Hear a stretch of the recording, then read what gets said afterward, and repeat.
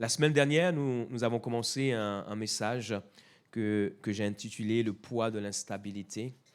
Nous avons vu la première partie et j'aimerais continuer sur une deuxième partie aujourd'hui, le poids de l'instabilité.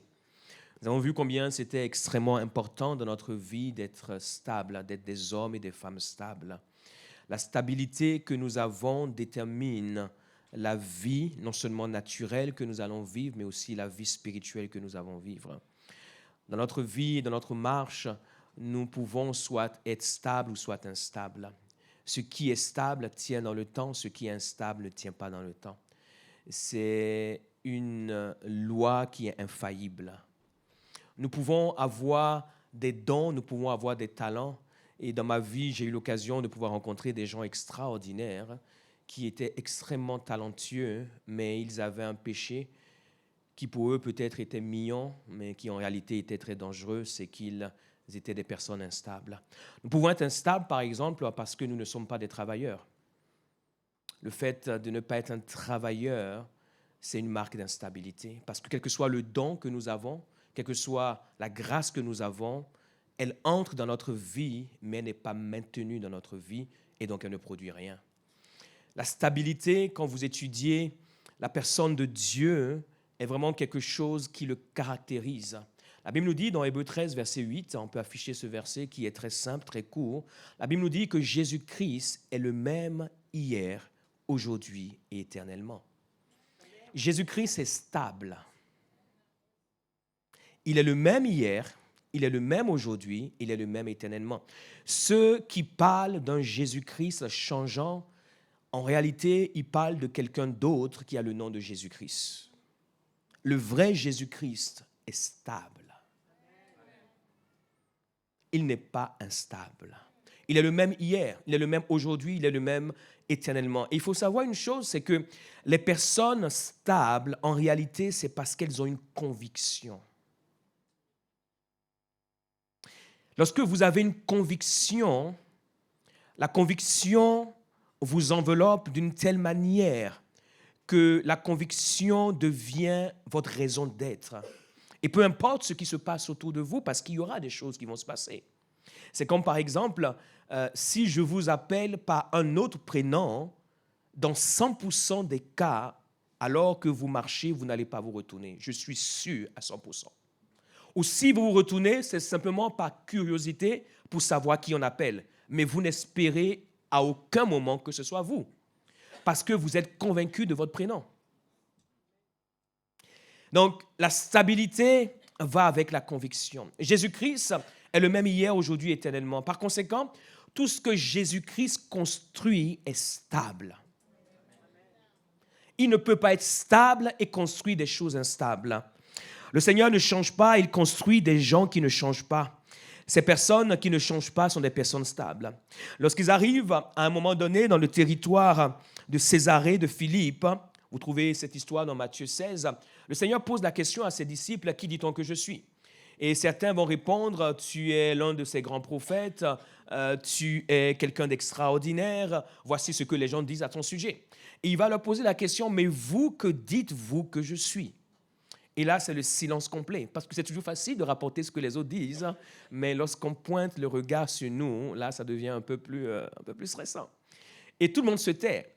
Et il y a un homme parmi eux, parmi ses disciples, Pierre, qui là va prendre la parole et qui va dire, « Tu es le Christ, tu es le Messie, tu es l'envoyé de Dieu. » Et le Seigneur va lui dire, « Heureux, Simon, fils de Jonas, parce que ce n'est pas la chair et le sang qui t'ont révélé ces choses, mais c'est mon Père qui est dans les cieux. » Nous trouvons cela exactement au verset 16 de Matthieu 16. Simon, Pierre répondit, « Tu es le Christ, le Fils du Dieu vivant. » Jésus, reprenant la parole, lui dit, « Tu es heureux, Simon, fils de Jonas, car ce ne sont pas la chair et le sang qui t'ont révélé cela, mais c'est mon Père qui est dans les cieux. Et regardez ce qu'il va dire maintenant, au verset 18. Et moi, je te dis que tu es Pierre, et que sur cette pierre, je bâtirai mon église, et que les portes du séjour des morts ne prévaudront point contre elle. Ensuite, je donnerai les clés du royaume des cieux. Ce que tu lieras sur la terre sera lié dans les cieux. Ce que tu délieras sur la terre sera délié dans les cieux. L'église que le Seigneur est en train de construire n'est pas une organisation. Bien entendu, l'Église a besoin d'être structurée, d'être une organisation. Et dans notre pays, les lois nous imposent d'être une association, etc., etc. Mais l'Église du Seigneur n'est pas une organisation, ni une institution. L'Église du Seigneur, ce sont des hommes et des femmes. Ce sont des personnes, ce sont des humains. Vous êtes l'Église, je suis l'Église, nous sommes l'Église. Chaque homme, chaque femme qui croit dans le nom du Seigneur Jésus-Christ, qui le reconnaît comme le Fils du Dieu vivant, devient l'Église. Et il dit ici, je bâtirai mon Église. Et il va donner une caractéristique précise de cette Église, c'est que cette Église est stable. Donc les hommes et les femmes que le Seigneur bâtit sont des hommes et des femmes stables. Ils sont stables parce qu'il est stable. Ce sont des hommes et des femmes qui sont puissamment enracinés dans la stabilité de Dieu. Il dit, je bâtirai mon église, regardez ceci, il dit, les portes même du séjour des morts ne peuvent pas prévaloir contre elle. Les portes de l'enfer.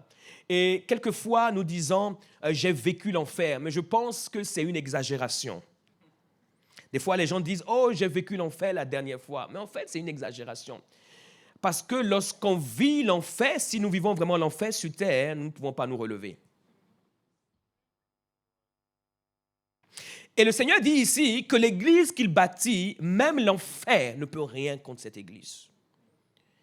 Il dit ici que les hommes et les femmes que je bâtis en réalité sont stables.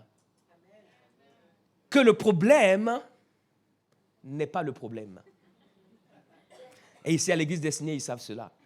Ils savent que le problème n'est jamais le problème. Le problème que vous rencontrez n'est pas le problème. Le vrai problème, ce n'est pas le problème qui vous arrive. Le vrai problème, c'est vous, c'est moi, c'est nous. Parce que quand vous êtes stable, le problème viendra comme pour tout le monde. Il n'y a personne qui, vivant sur terre, depuis le jour où il naît et le jour où il part de ce monde, qui ne rencontre pas des problèmes. Et d'ailleurs, le but pour lequel nous venons sur terre, c'est pour résoudre des problèmes. Si vous êtes sur terre, que vous n'avez pas de problème, il faut savoir que vous êtes ailleurs et non sur terre. Parce que la vraie vie sur terre, c'est pour résoudre des problèmes. Et c'est parce que vous êtes capable de résoudre des problèmes que vous devenez une inspiration. C'est parce que vous êtes capable de résoudre des problèmes que vous avez une appréciation.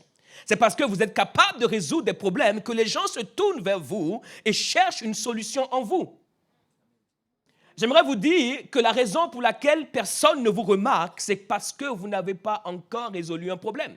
Essayez de résoudre un problème et vous verrez si vous ne serez pas à l'Élysée. J'ai oublié le nom de cet homme il y a quelques jours qui a sauvé des vies. Il était inconnu de la France, en tout cas pour une grande majorité. Mais en quelques minutes, quelques heures, il est devenu célèbre. Pourquoi? Parce qu'un appartement était en train de prendre feu et il a sauvé 6 enfants. Il a résolu un problème. La vie est faite de problèmes. Si vous vous plaignez des problèmes, c'est que vous n'avez pas compris l'équation de la vie. Si vous fuyez les problèmes, c'est que vous n'avez pas compris l'équation de la vie. Si vous n'aimez pas les problèmes, c'est que vous n'avez pas compris pourquoi vous êtes sur terre. J'aimerais te dire que tu es sur terre pour résoudre un problème. Tu es sur terre pour apporter une solution à un problème. Et le Seigneur n'a aucun problème par rapport à cela.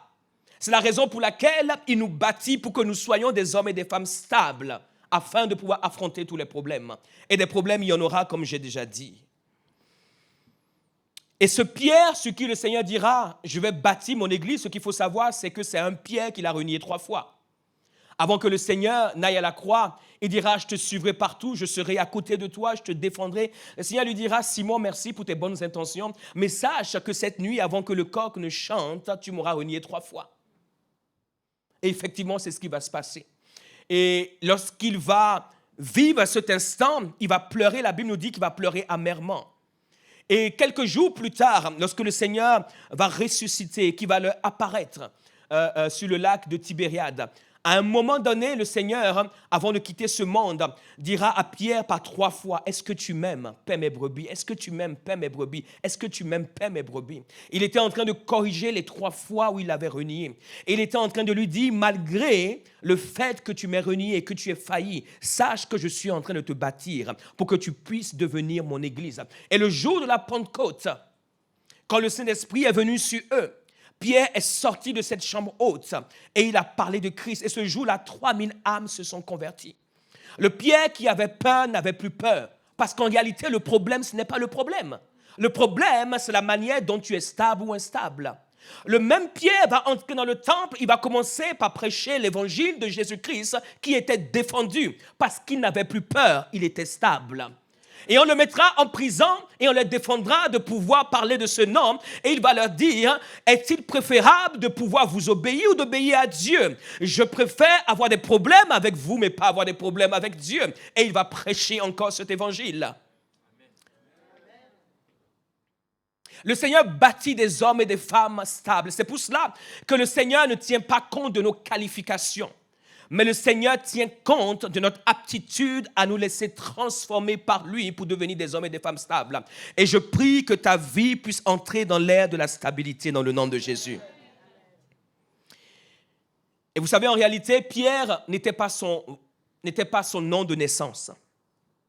C'est le nom que le Seigneur lui a donné. Vous trouvez dans Jean 1, 42, lorsque son frère André va le conduire vers Jésus-Christ. La Bible nous dit, et il le conduisit vers Jésus.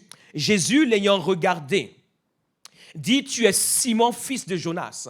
Son nom de naissance est Simon. Et il lui dira, tu seras appelé Céphas, entre guillemets, ce qui signifie pierre. Il a changé son nom. Et en changeant son nom, le Seigneur est en train de nous montrer ici que l'église qu'il bâtit est une pierre, est un roc, est quelque chose de stable. Le Seigneur Jésus-Christ ne peut pas, après être mort à la croix, après avoir subi toutes ces choses pour nous, être en train de bâtir des hommes et des femmes qui sont instables. Ce serait une honte pour son sacrifice. Il bâtit des hommes et des femmes stables par son esprit. Il rend capable des hommes et des femmes instables afin qu'ils deviennent stables. Et une fois, il va raconter une parabole pour nous montrer ce que la stabilité veut dire. Dans la vie, ce que nous sommes et ce que nous construisons, quelque part, représente, ou plutôt peut être assimilé à une maison. Notre vie est une maison. Ce que vous mettez dans votre maison détermine ce qui sort de votre maison. Si dans votre maison, vous mettez n'importe quoi sort. Si vous mettez dans votre maison de bonnes choses sortent. Et la manière dont vous construisez votre maison détermine, au fur et à mesure que les années passent, si cette maison va tenir ou pas. Dans la vie, vous avez toujours 2 choix. Vous avez le choix de pouvoir bâtir quelque chose qui ne coûte pas cher, qui est simple, qui ne prend pas du temps, ou quelque chose qui coûte cher, qui demande du temps et qui des fois est compliqué. En plus d'être pasteur, prophète et tout le reste, je suis dans la vie responsable achat et j'aime négocier chaque jour. J'aime tout négocier. Et j'ai appris une chose, c'est qu'un principe de base de la négociation, c'est qu'il ne faut pas avoir peur. Si vous avez peur, vous ne pouvez jamais être un bon négociateur. Parce que la peur vous fait dire ce que l'autre qui est en face de vous ne pense pas.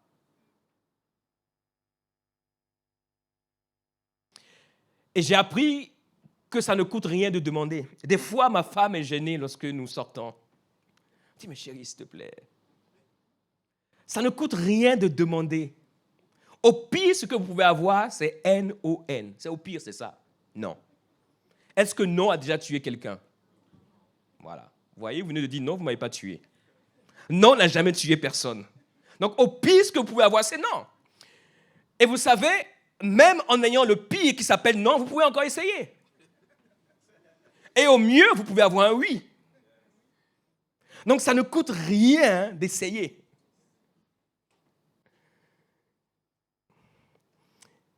Et j'ai appris dans les achats que tu peux acheter quelque chose qui ne prend pas long, qui est simple, qui est facilement accessible, mais en réalité qui va te coûter des problèmes plus tard. Dans mon métier, il y a ce qu'on appelle le coût de l'acquisition, ou en anglais, total cost of ownership. Ça veut dire que lorsque tu as un bien, en réalité, le bien, ce qui te coûte, ce n'est pas le prix que tu payes.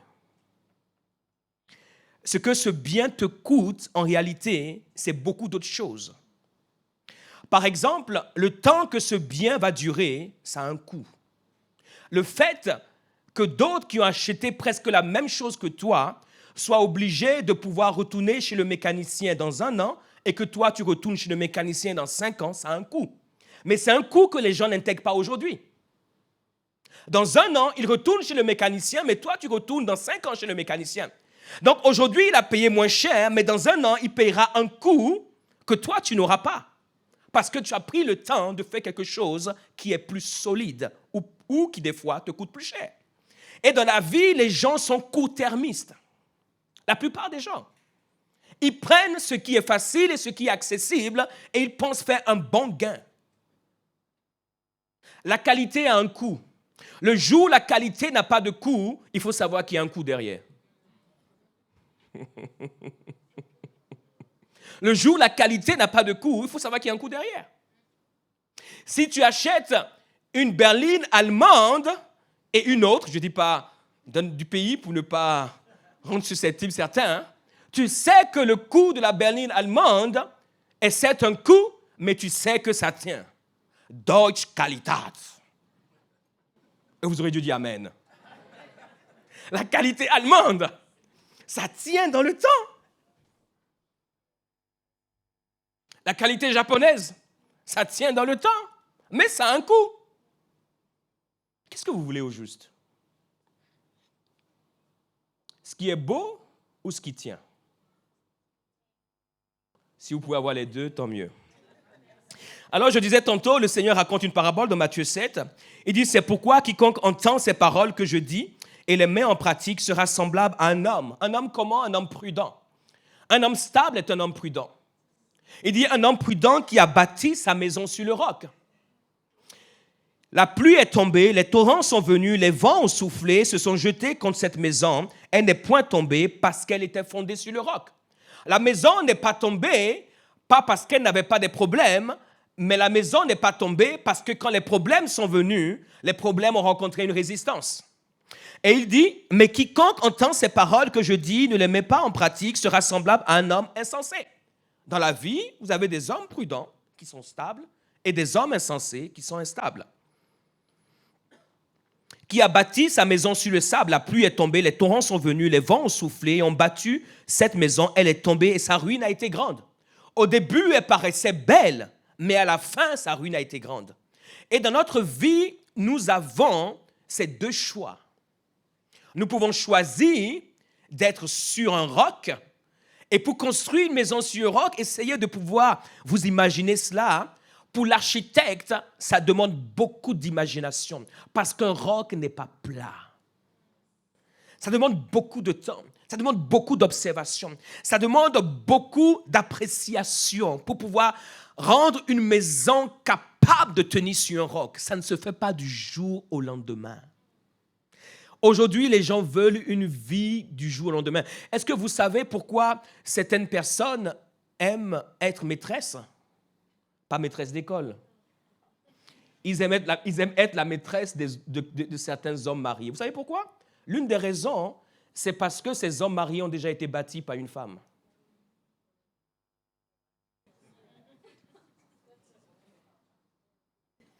Elles n'ont plus à faire le boulot. Quelqu'un d'autre a fait le boulot à leur place. Non seulement ils n'ont plus à faire le boulot, mais ils le jackpot.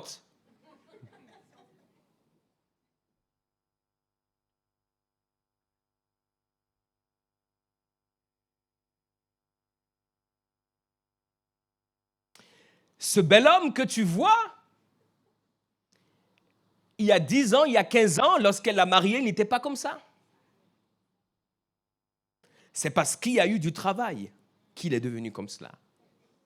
Aujourd'hui, il est mielleux avec toi, mais il y a 10 ans, il y a 15 ans, ce n'était pas la même histoire. Etc., etc.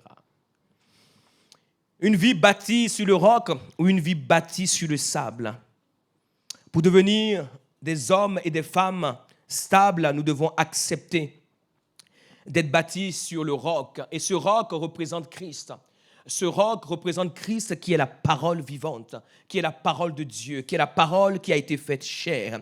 Ce roc représente Christ qui est la parole éternelle de Dieu, celle qui ne change pas, celle qui est stable, celle qui tient, celle qui est de toute éternité. Au prophète Ézéchiel, l'Éternel lui donnera cette vision dans Ézéchiel 3, verset 1. Il me dit, fils de l'homme, mange ce que tu trouves, mange ce rouleau et va, parle à la maison d'Israël. J'ouvris la bouche et il me fit manger ce rouleau. Il me dit, fils de l'homme, nourris ton ventre et remplis tes entrailles de ce rouleau que je te donne. Je le mangeai et il fut dans ma bouche doux comme du miel. Ce rouleau symbolisait la parole de Dieu. À son prophète, il lui dira, mange ma parole. C'est alors que tu pourras parler. La parole de Dieu, en réalité, est ce roc sur lequel nous devons bâtir notre vie. La parole de Dieu est ce roc sur lequel nous devons stabiliser notre vie. Un homme, une femme qui veut aller loin, un homme, une femme qui croit en Dieu, qui n'a pas en lui la parole de Dieu, est un homme, une femme qui est en train de construire sur le sable. Et malheureusement, nous vivons dans un monde où les gens n'ont plus de temps pour la parole de Dieu. Écoutez ceci, c'est une chose d'écouter des messages. Et c'est l'un des dangers que je vois avec la folie des réseaux sociaux.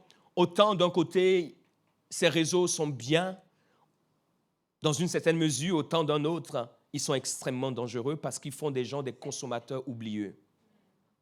La parole avec laquelle tu ne t'es pas assis, la parole avec laquelle tu n'as pas eu une rencontre personnelle, la parole avec laquelle tu n'as pas discuté, la parole qui ne t'a pas challengé à titre personnel est une parole qui n'entre pas en toi.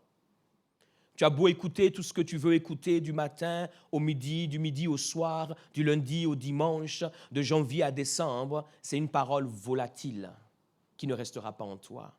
Mais la parole qui t'a confronté dans ton identité, dans ton caractère, dans ton attitude, dans ta manière de faire, de percevoir, de voir, etc. C'est une parole qui va te changer, qui va te transformer, qui va te stabiliser et qui va te permettre de pouvoir tenir dans la vie. Quelles que soient les secousses et ce que tu vas rencontrer, cette parole te permettra d'être un arbre planté près d'un courant d'eau qui porte son fruit en sa saison, comme nous dit le psaume 1. Et je prie que ta vie soit établie sur la parole de Dieu. Nous pouvons avoir, mes chers amis, des qualifications, des compétences. Nous pouvons avoir des aptitudes. Mais même toutes ces choses, nous pouvons avoir des talents, des dons extraordinaires. Même toutes ces choses ne doivent jamais être au détriment de la parole de Dieu. J'ai eu la grâce, et je bénis le Seigneur pour cela, d'avoir fait des études supérieures, d'avoir fait une bonne université en France, une bonne université aux États-Unis, comme mon épouse, qui a un doctorat en finance, un MBA. Mais tout cela est très important, c'est bien, gloire à Dieu, si le Seigneur vous permet de vivre et de pouvoir avoir des diplômes. Mais la parole de Dieu ne peut pas être substituée à ces choses. Je vais vous dire quelque chose. Cette année, ça fait 20 ans, j'ai 20 ans de carrière professionnelle. Dans mes 20 ans de carrière professionnelle, j'ai connu 3 années de chômage. Pendant ces 3 années de chômage que j'ai connues dans ma carrière, mes diplômes, aussi beaux et aussi bien qu'ils étaient, ne m'ont pas permis de pouvoir avoir du boulot pendant 3 ans. Pas parce qu'il n'y avait pas de boulot. Il y a toujours du boulot. Mais ça ne m'a pas permis. Si les diplômes, si les compétences, si les aptitudes étaient le baromètre, jamais j'aurais connu de chômage dans ma carrière. la vie serait comme ça. Donc, tout ce que vous avez et tout ce que vous pouvez obtenir dans la vie, gloire à Dieu. Mais votre vie ne doit pas être fondée sur ça, parce que c'est du sable. Un diplôme, c'est du sable. C'est juste du papier qui dit que vous savez faire ceci ou cela. Et vous savez très bien que lorsque vous rentrez en entreprise, votre diplôme n'a pas d'importance. Quand tu rentres en entreprise, on t'apporte des problèmes. Et si tu sais résoudre les problèmes, on te garde. Si tu ne sais pas les résoudre, on te sort. On ne dit pas, oui, mais il est sorti de HEC, donc gardons-le, à le payer, à ne rien faire. Non, il n'y a aucune entreprise qui fait ça.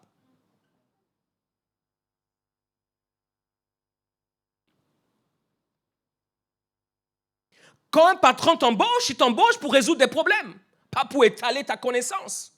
Donc, tu dois être bâti sur quelque chose. Tu dois avoir de la résistance. Tu peux avoir les meilleurs diplômes.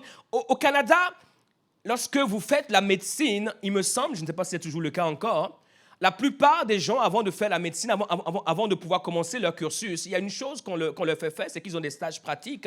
Et dans ces stages pratiques, l'une des choses qu'on essaie de voir, c'est leur résistance au domaine médical, leur résistance aux problèmes, leur résistance, par exemple, au sang, leur résistance à plein de choses.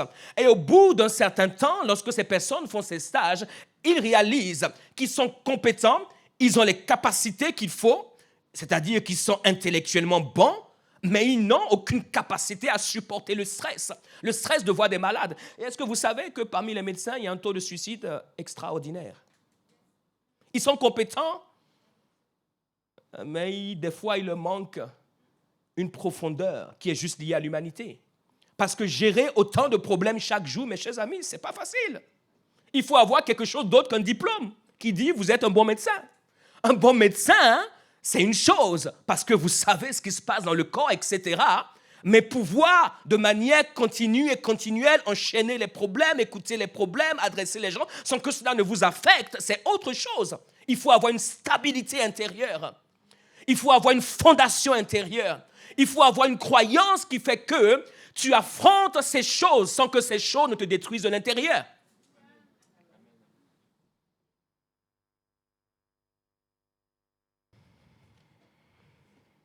La maison représente notre vie. Et cette pierre, la Bible nous dit qu'elle est la principale de l'angle, celle qui a été rejetée par ceux qui bâtissent. Actes 4, verset 11. Jésus est la pierre rejetée par vous qui bâtissez et qui est devenue la principale de l'angle. Jésus est ce roc. 1 Pierre 2,6 nous dit, car il est dit dans l'Écriture, voici, je mets en Sion une pierre angulaire choisie, précieuse, et celui qui croit en elle ne sera point confus. 1 Pierre 2, verset 6. Jésus-Christ est cette pierre angulaire, ce roc. Et il dit, celui qui croit en lui, celui qui bâtit sa vie sur lui, ne sera point confus. Le problème de l'instabilité, c'est un problème de confusion. Les gens qui sont instables sont confus.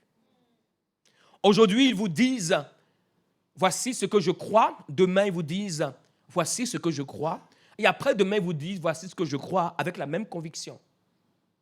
Et en plus, sans aucune gêne. Pour montrer le degré de confusion.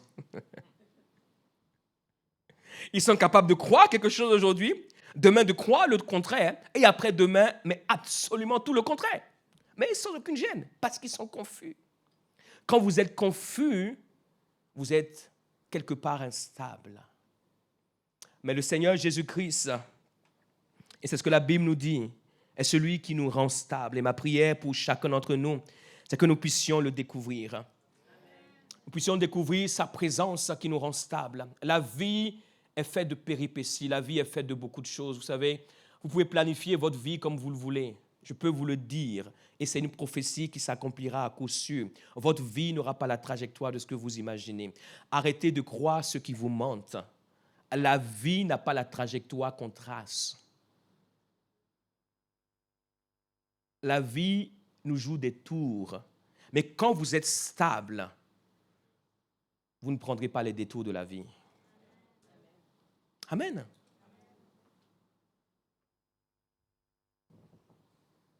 Le monde autour de nous peut changer, mais nous devons être stables.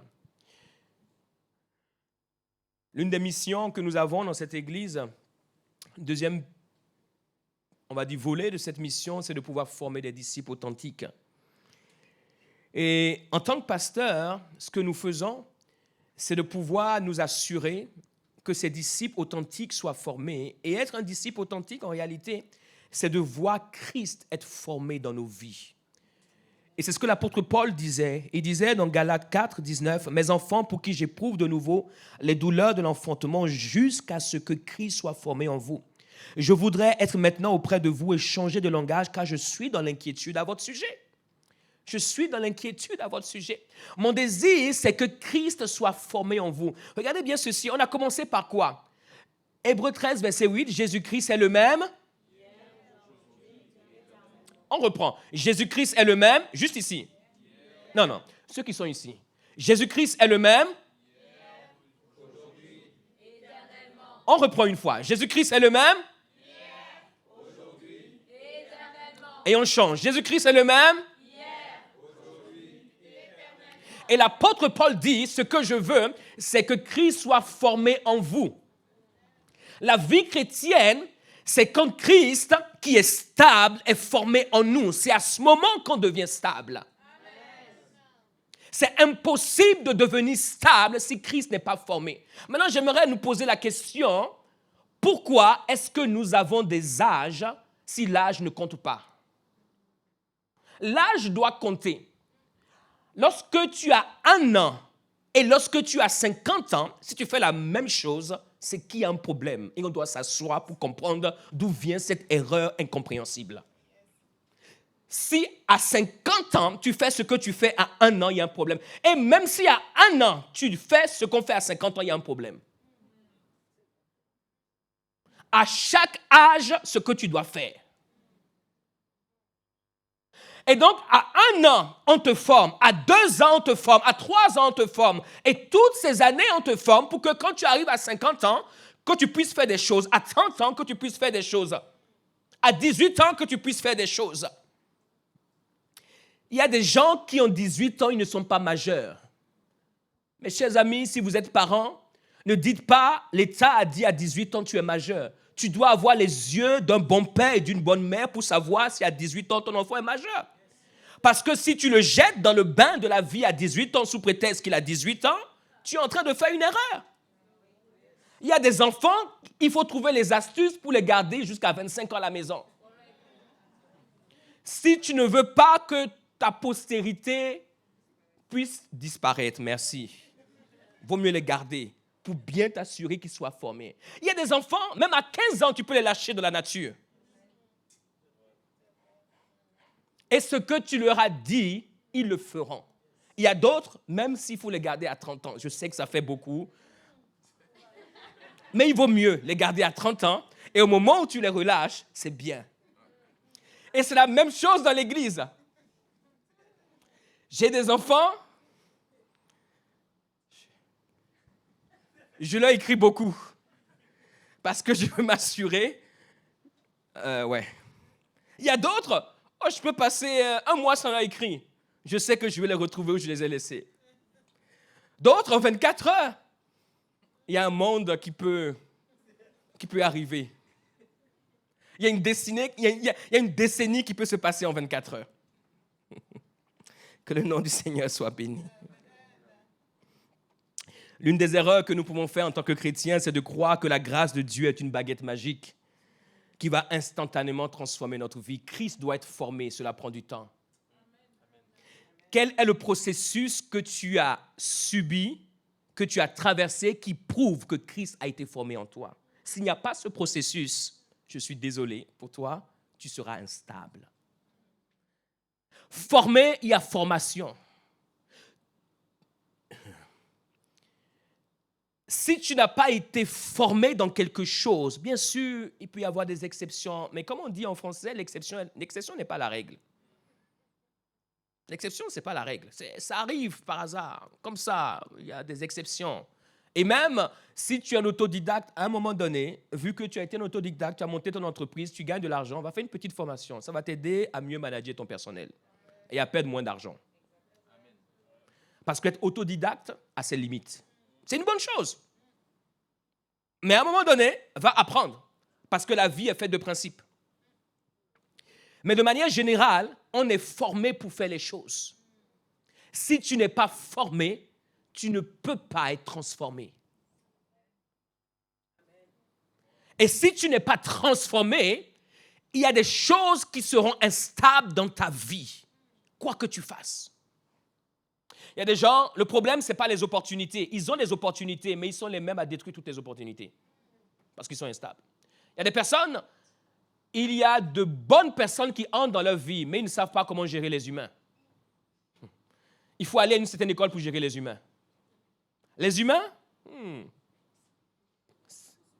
c'est l'école des ressources humaines, dit ma femme.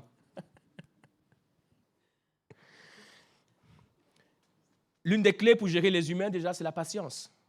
Si vous n'êtes pas patient, vous allez claquer les humains de vos doigts. Vous allez les claquer. La patience. Et des fois, tu peux être impatient, mais sois impatient à l'intérieur. Et à l'extérieur.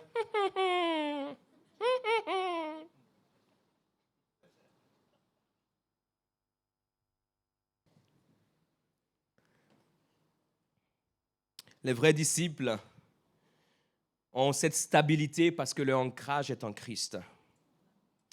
Maintenant, regardez ceci. Dans la vie, vous aurez autour de vous, on a autour de nous différents types de personnes qui entrent dans notre vie. Mais parmi ces différents types de personnes, j'ai touché un mot hier à la barbecue day, vous avez des personnes qui sont relationnelles avec vous et des personnes qui sont transactionnelles avec vous. Les personnes relationnelles sont des personnes stables, car leur marche avec vous est basée sur une relation. Quand ils établissent la relation avec vous, c'est pour durer. Les personnes transactionnelles sont instables, car leur marche avec vous est basée sur une transaction. Quand ils finissent la transaction, elles vous quittent. C'est le principe de la transaction.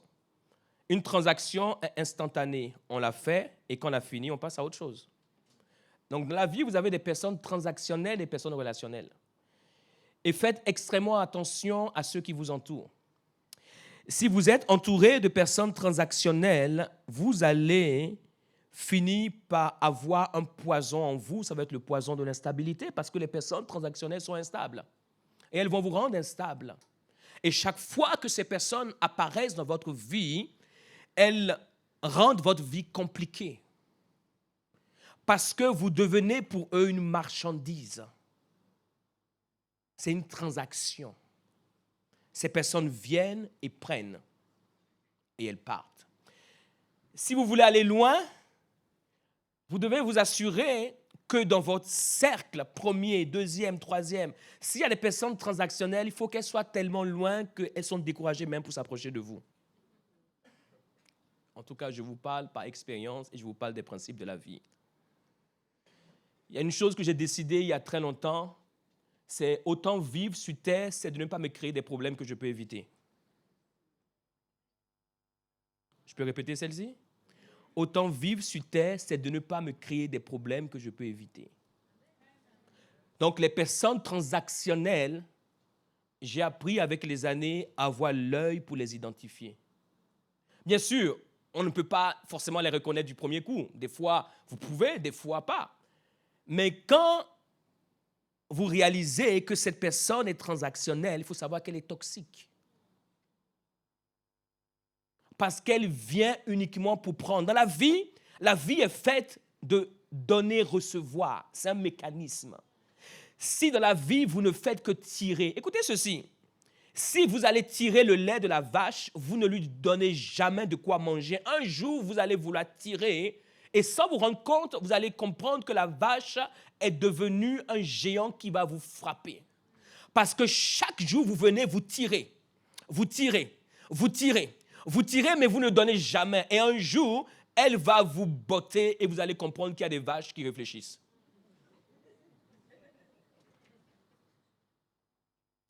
La vie est faite pour donner et recevoir.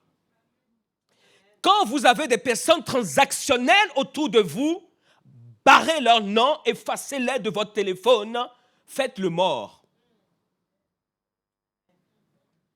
Ah, je pensais que vous alliez dire un grand amen.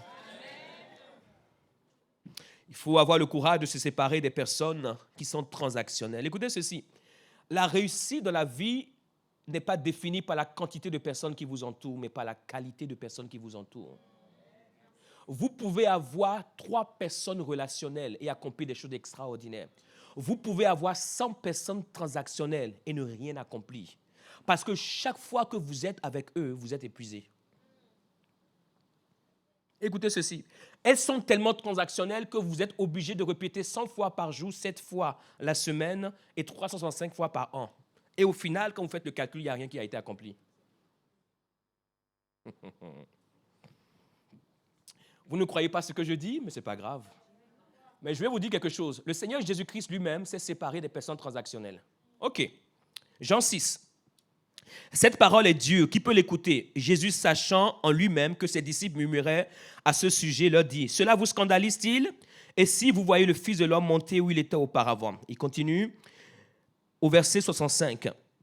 Et il ajouta, « C'est pourquoi je vous ai dit que nul ne peut venir à moi si cela ne lui a été donné par le Père. » Dès ce moment, verset 66, Jean 6, 66, 3 fois 6, 6, 6, 6, Jean 6, 66. Dès ce moment, la Bible nous dit quoi? Dès ce moment, plusieurs de ses disciples se retiraient.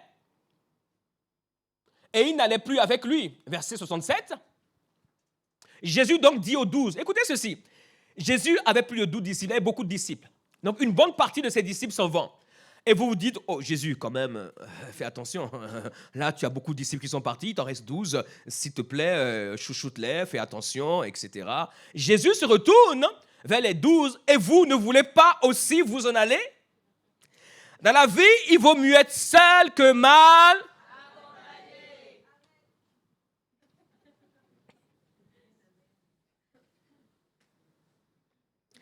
Il vaut mieux être seul que d'avoir des poids lourds.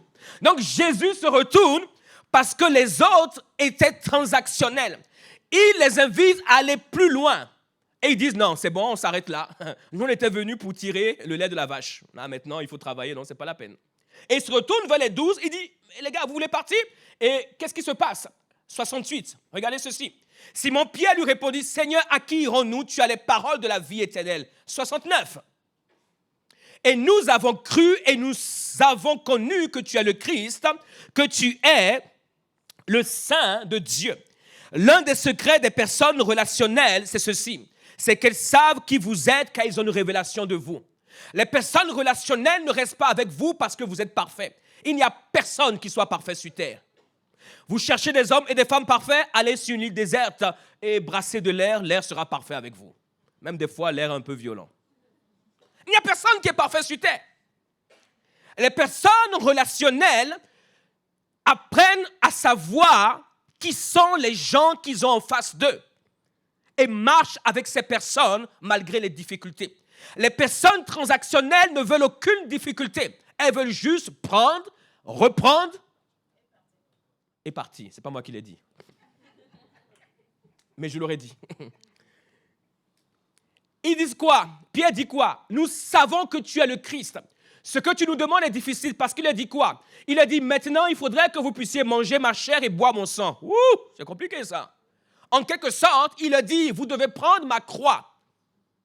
Et les personnes transactionnelles ne veulent prendre aucune croix, mais elles veulent la gloire.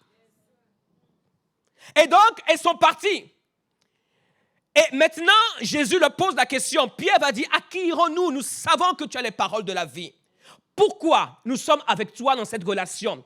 Pas parce que ce que tu nous demandes est facile, mais parce que nous savons qui tu es. Nous savons que tu es le Christ. Nous savons que tu es le Fils de Dieu. Dans votre vie, les personnes relationnelles restent avec vous, pas parce que vous êtes le meilleur, pas parce que vous êtes parfait, mais parce qu'elles ont appris à découvrir qui vous êtes. Elles savent que dans 5 ans, avec vous, elles seront 10 fois meilleures que ce qu'elles sont aujourd'hui. Les personnes relationnelles restent avec vous parce qu'elles ont vu quelque chose en vous que les autres ne voient pas. Elles ne restent pas avec vous parce que vous êtes la personne la plus gentille, la personne la plus compétente, etc., etc. Elles ont vu quelque chose.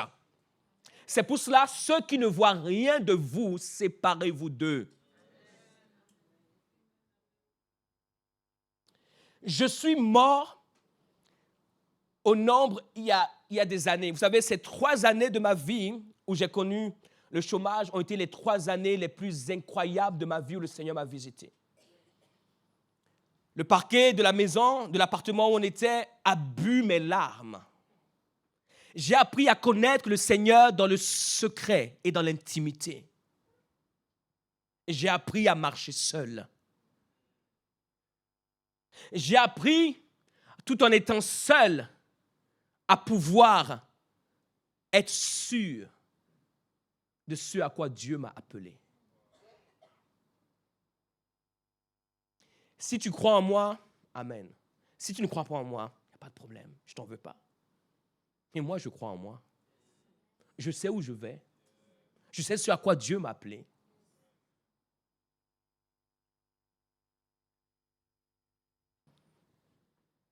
Et je bénis le Seigneur pour ma femme, parce qu'elle ne m'a pas quitté pendant ces 3 ans. Là, vous pouvez dire un grand amen et la féliciter. Sinon, on ne serait pas là.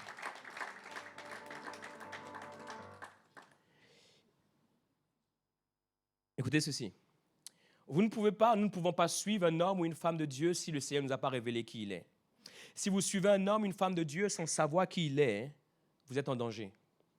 Quand je dis qui il est, c'est-à-dire, ne suivez pas un homme ou une femme de Dieu parce que vous appréciez la manière, comment est-ce qu'il prêche, etc.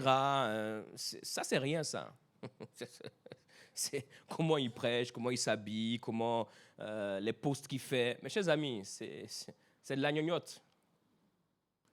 Vous suivez un homme, une femme de Dieu parce que Dieu vous a révélé qui est la personne. Vous n'allez pas dans une église parce qu'il y a ceci ou il y a cela. Je ne vais pas dire pour ne pas... Bref. Vous allez dans une église parce que Dieu vous a révélé. C'est là où il faut être. Maintenant, regardez ceci. Vous ne suivez pas, comme j'ai dit, un homme ou une femme de Dieu parce que cette personne est éloquente, cette personne est trendy, c'est la personne du moment.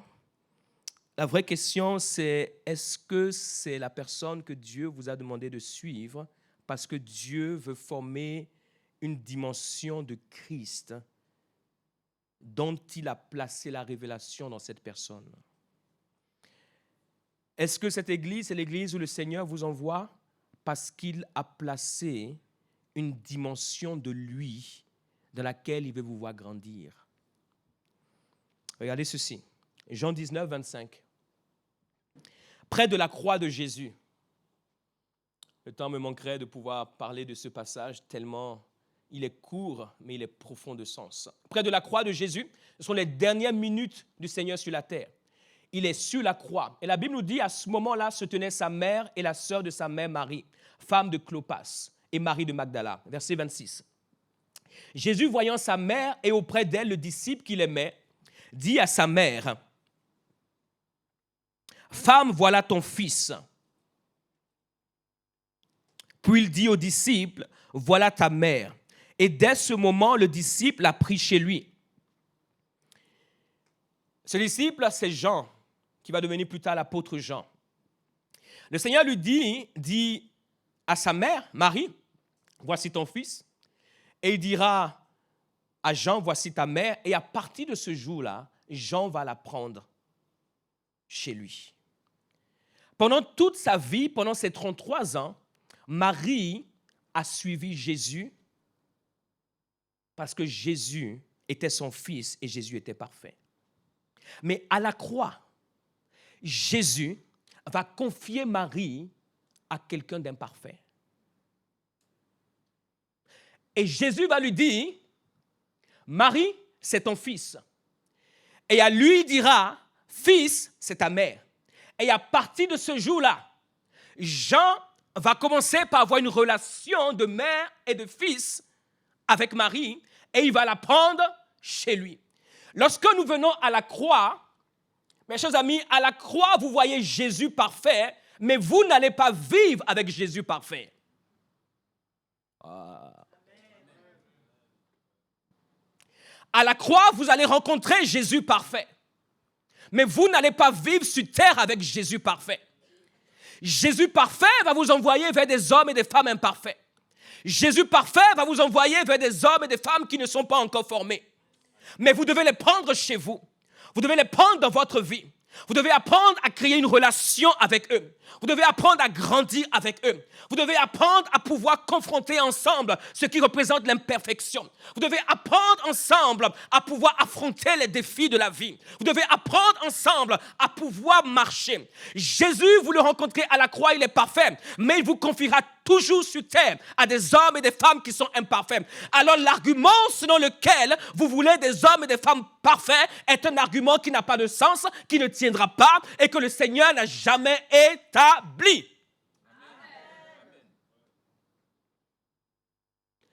Fils, voici ta mère. Marie n'est pas parfaite, contrairement à ce que certains disent.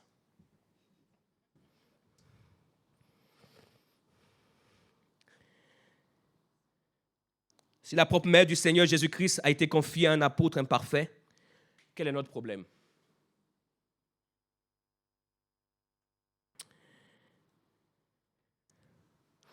Quand nous indexons l'imperfection des hommes et des femmes qui nous entourent, c'est simplement parce que nous choisissons de ne pas construire une relation.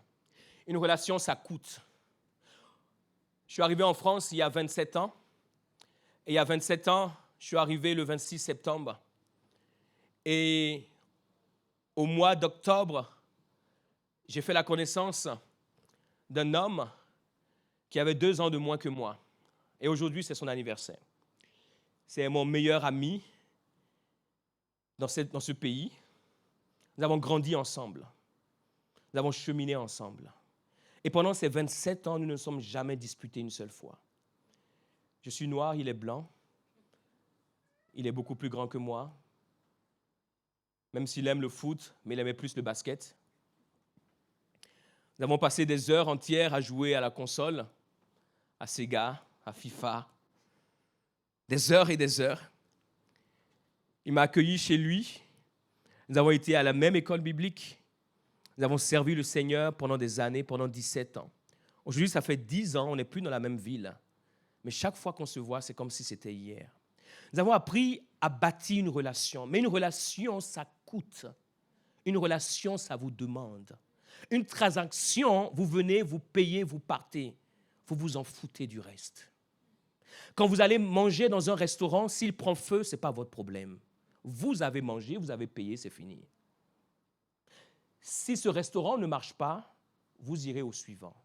Mais dans une relation, la vie des gens compte. Ce qui leur arrive, c'est ce qui vous arrive. Ce qui leur fait mal, c'est ce qui vous fait mal. Dans la vie, dans une relation, les enfants des gens avec qui vous avez une relation ne sont pas juste des enfants, ce sont vos enfants. Vous les aimez comme vos enfants. Vous faites pour eux ce que vous auriez fait à vos enfants. C'est cela une relation. Dans une transaction, quand vous avez payé votre dû, vous vous en allez. Vous ne vous inquiétez de rien. Moi, je n'ai pas envie de construire ma vie avec ceux qui veulent se servir de moi comme une transaction. Ça veut dire qu'ils se servent de moi et quand ils ont fini, ils jettent. Ah, je n'ai pas envie de ça. S'il y a une chose, je disais, je ne sais pas à qui je disais hier, je crois que c'est peut-être à Josué ou je ne sais plus à qui, je disais, dans ma vie, je suis prêt, je peux tout donner. Je suis quelqu'un, je peux donner, je peux passer des heures, passer du temps avec les gens, mais s'il y a une chose, je suis extrêmement patient, qui peut m'horripiler, qui peut me fermer, c'est quand je découvre qu'on s'est moqué de moi et que j'ai perdu mon temps. Aïe, aïe, aïe.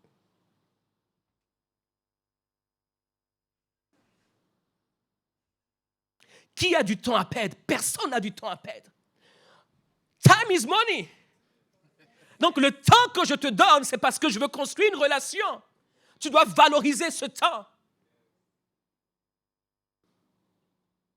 Une transaction, tu payes, tu pars, tu t'en fous de ce qui arrive. Si vous voulez avoir autour de vous des hommes et des femmes qui vont tenir, qui seront des rocs, qui parleront pour vous, quand le monde s'élèvera contre vous, qui pourront dire « je le connais », même si je n'étais pas là, mais je suis prêt à mettre ma vie dans la balance pour lui, parce que j'ai une relation avec lui. Et je partageais hier que le cœur de la spiritualité, c'est l'humanité. Et très souvent, les gens spirituels oublient cette dimension.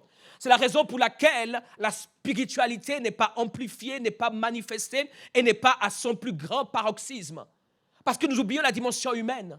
Sur terre, ce sont des humains. Sur terre, c'est l'âme qui parle. Sur terre, c'est ce que le cœur ressent. Sur terre, c'est ce que le cœur, apprécie. C'est ça qui marche sur terre. Si nous n'avons pas une dimension humaine, nous allons passer à côté même du sens de notre spiritualité. Et je prie pour chacun d'entre nous que notre spiritualité soit davantage humaine. Saul de Tarse était un homme stable même dans son erreur. Il croyait ce qu'il croyait, il était stable dans ce qu'il croyait, même s'il était dans l'erreur. Et c'est l'une des raisons pour laquelle le Seigneur Jésus-Christ l'a choisi, parce qu'il savait qu'il pouvait compter sur lui. Et d'ailleurs, lorsqu'il s'est révélé à lui dans Acte 9, il a pris ce message de l'Évangile. Il est sorti des contrées d'Israël et il l'a mené dans les nations. Il l'a mené en Macédoine, il l'a mené en Italie, il l'a amené à Chypre, il l'a amené dans beaucoup de pays parce que c'était un homme engagé, c'était un homme stable, c'était un homme qui était convaincu, et lorsqu'il était convaincu, il allait jusqu'au bout. Nous avons besoin d'hommes et de femmes qui sont stables.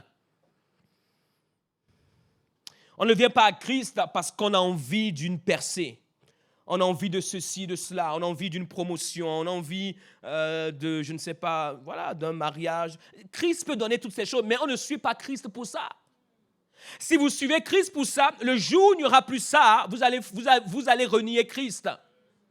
On suit Christ parce qu'on a une révélation de qui il est et on bâtit une relation avec lui. Et dans cette relation, il nous donne des choses.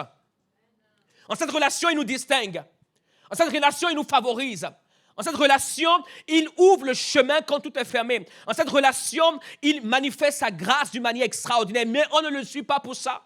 On le suit parce qu'on a une révélation, comme l'apôtre Pierre a dit. Nous savons et nous avons cru que tu es le Christ. Nous te suivons à cause de ça. Ces hommes, ils avaient abandonné leur famille. Ces hommes, pendant 3 ans, ils avaient laissé leur maison. Ils l'avaient suivi. Ils n'avaient nulle part où dormir, mais ils savaient qui il était. Ils étaient dans le dur et ils savaient qui il était. Ils avaient abandonné toutes sortes de choses et ils savaient qui il était. Les gens relationnels, si vous les avez dans votre vie, vous devez les apprécier, les bénir, les chouchouter, parce que ces hommes et ces femmes vous suivre malgré vos imperfections, parce qu'ils croient dans ce que vous êtes aujourd'hui, mais surtout dans ce que vous serez demain. Amen. Et je bénis Dieu pour les personnes relationnelles que nous avons dans cette église. Normalement, avec mon épouse, c'est nous qui devions ouvrir la porte, essuyer la salle, ranger les chaises, nous occuper de la caméra, nous occuper de la sonorisation, chanter en même temps, monter tout ça, jouer au piano, même si on ne sait pas, il faut quand même, jouer à la batterie, on fait tout faire. Pourquoi? Parce que Dieu nous a donné la vision. Mais vous ne pouvez pas accomplir une vision seule. Vous avez besoin d'hommes et de femmes. Et il n'y a que des personnes relationnelles qui peuvent faire ça avec vous. Les personnes transactionnelles ne peuvent pas. Les personnes transactionnelles ont besoin de pouvoir prendre quelque chose. Et personnellement, quand tu commences par me demander qu'est-ce que je vais avoir, je peux te dire, en général, je ne te réponds pas, je dis, j'arrive, je te dirai, mais je ne te dirai jamais rien. Parce que j'ai compris qu'on ne peut pas aller loin. Parce que la vision que Dieu nous a donnée, ça demande beaucoup. Ça demande beaucoup d'efforts, beaucoup de travail. Et il vaut mieux être relationnel. N'est-ce pas? Alléluia. Soyons relationnels. Maintenant, regardez ceci et j'arrive à la fin de mon message. C'est que lorsque nous sommes relationnels, il y a quelque chose de la dimension spirituelle que nous avons. Lorsque nous sommes relationnels, nous touchons l'âme des gens. Et lorsque l'âme des gens est touchée, leur esprit est disposé à pouvoir vous donner ce qu'ils ont de meilleur. La valeur d'un homme se trouve dans son esprit, mais la sensibilité d'un homme se trouve dans son âme. Et vous ne pouvez jamais avoir la valeur de quelqu'un si vous n'avez pas touché son âme. C'est impossible. Quand vous vous promenez dans la rue, est-ce que vous rencontrez les passants et vous leur dites « Hey, s'il te plaît, viens ici. Ma dernière BMW que j'ai achetée, je ne sais pas quoi en faire, mais j'ai juste pensé à te la donner.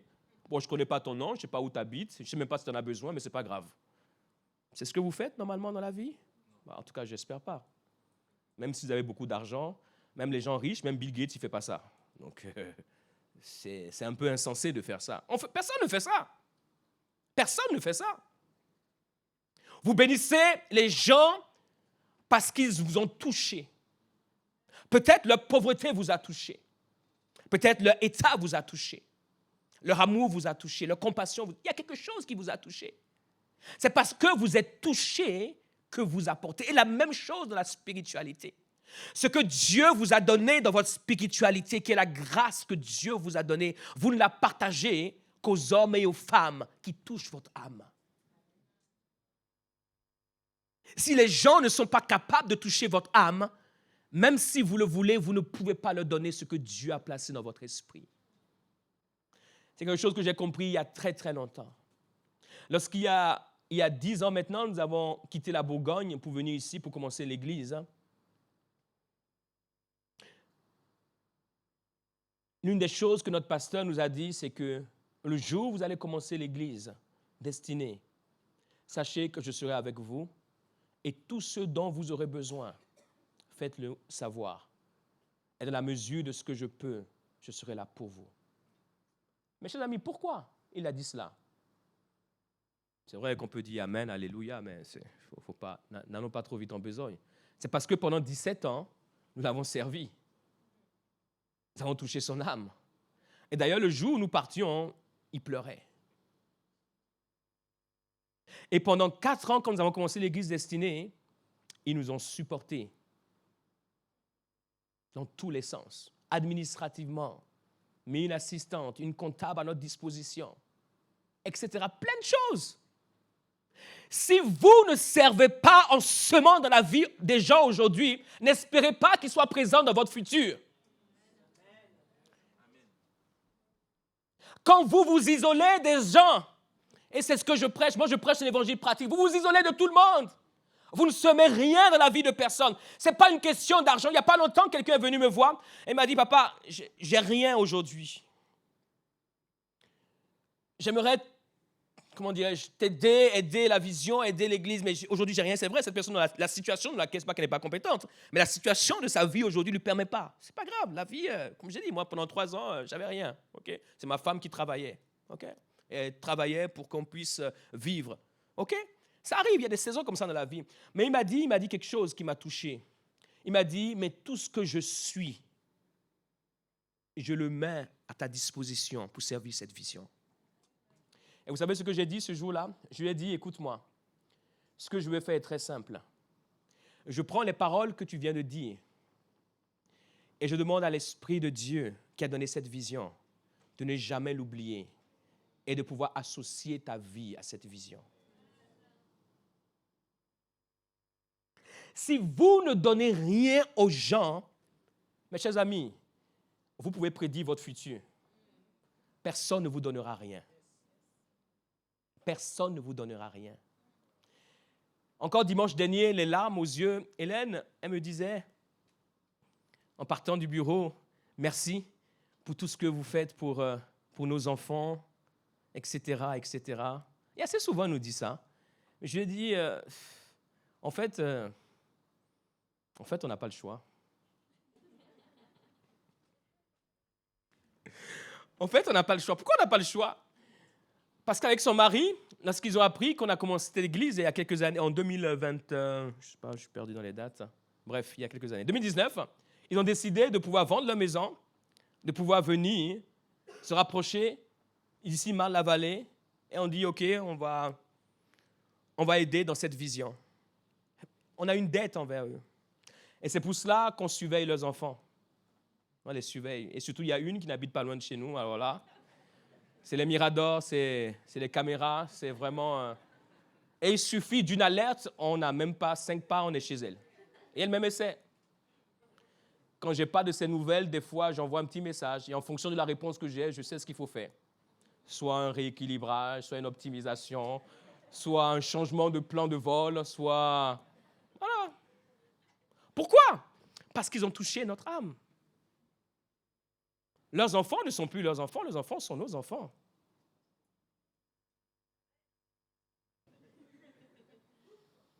Et des fois, certaines choses qu'ils ne peuvent pas dire, mais nous, on les dit. N'est-ce pas, mademoiselle? Tout à fait.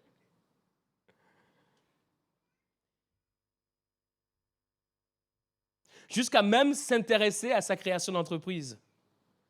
jusqu'à lui donner des conseils. Pourquoi je ferais ça? Comme si j'ai du temps à perdre. Non, mais je le fais parce qu'elle a de la valeur. Je ne marche pas dans la rue et disant aux gens, s'il vous plaît, allô, qui veut monter une entreprise? J'aimerais, s'il vous plaît, vous aider.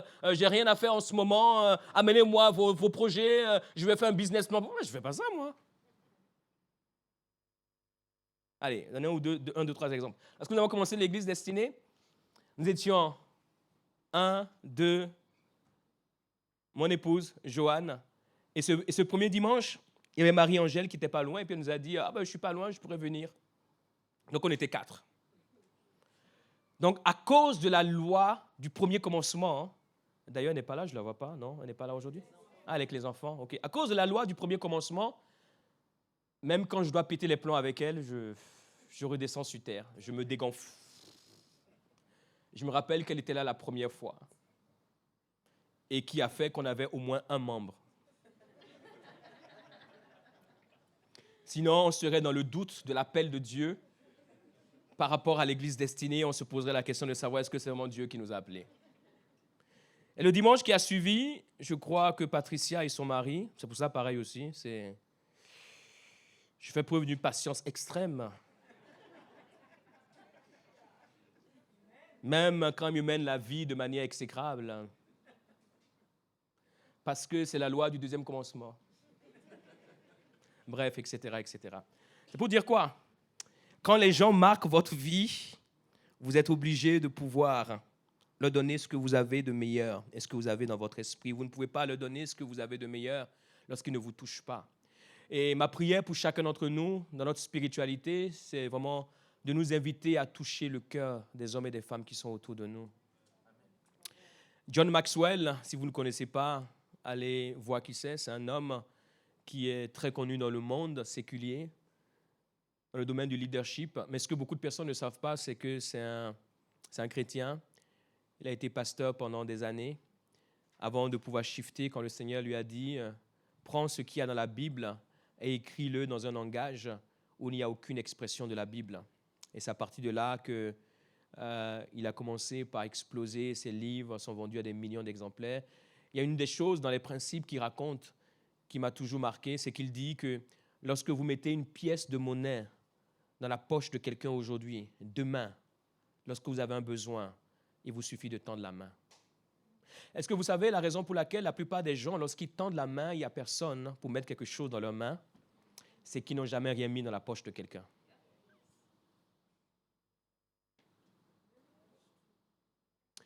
Quelle est la dernière fois où tu as mis quelque chose dans la poche de quelqu'un?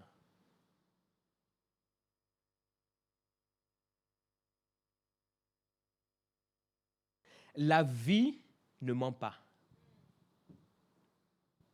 La vie ne ment pas. Mettez autour de vous un écosystème sain où vous vous entourez de personnes relationnelles. Mettez autour de vous un écosystème sain où vous êtes relationnel.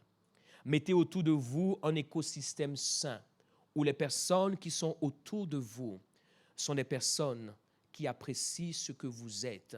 Et demain, surtout, oubliez tout le monde, sauf ces personnes-là. Nous espérons que vous avez été édifiés et inspirés par cet enseignement. Nous vous invitons à continuer à nous suivre via nos réseaux sociaux. Si vous le souhaitez, vous avez la possibilité de soutenir notre vision de former des disciples authentiques à travers nos liens PayPal, Helloasso et RIB. Nous nous réjouissons aussi à l'idée de vous accueillir lors de nos célébrations hebdomadaires dont les horaires sont indiqués sur nos pages Instagram et Facebook. Demeurez abondamment bénis